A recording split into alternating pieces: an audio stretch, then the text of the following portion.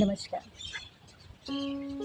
वैराग और अभ्यास की बात कहें तो दोनों एक गाड़ी के दो पहिए हैं। सिंपल सी बात कहें तो एक उड़ते हुए पक्षी के दो पंख हैं।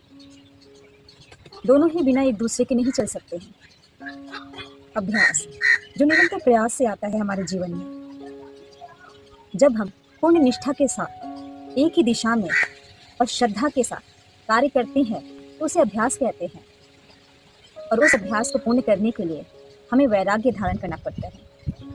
वैराग्य अगर आपकी भाषा में समझें तो आप उसे संन्यास में ले लेते हैं, लेकिन नहीं, गीता में कहा गया है वैराग्य अनासक्ति है, मोह से दूर हो जाना।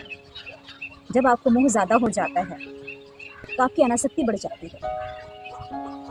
जब हमें कोई कार्य संपन्न करना होता है तो उस वक्त हमें मोह से दूर होना पड़ता है। उस वक्त हमें अभ्यास के साथ अपने वैराग्य जीवन को धारण करना पड़ता है। वैराग्य आपको बाहरी आकर्षण से दूर करता है और खुद पे संपूर्ण कार्य करने के लिए विवश करता है। जब हम अभ्यास करते हैं तो हमारा मन हमेशा बाहरी चीज़ों में भटकता रहता है। बाहरी आकर्षण हमें भ्रमित करती हैं, जैसे अच्छे कपड़े, अच्छी गाड़ियाँ, अच्छे रिश्ते और भी बहुत सी कुछ चीज़ें। यही तो मोह है और इस मोह से दूर होने के लिए हमें वैराग्य तो अपनाना ही पड़ता है। जैसा कि हम अपने मन को ही ले लीजिए, जब हमें अपने मन को नियंत्रित करना होता है तो हमें निरंतर प्रयास करना पड़ता है। प्रयास इसलिए करना पड़ता है, हमारा मन हमेशा भूतकाल और भविष्य में ही भटकता है। ये चिंताएं जो हमारे काम की नहीं है, हमें अपने मन को वर्तमान में लाना पड़ता है। उस वर्तमान में रहकर ही पूरी श्रद्धापूर्वक अभ्यास के साथ वैराग को लेकर ही हम अपनी सफलता को छू सकते हैं।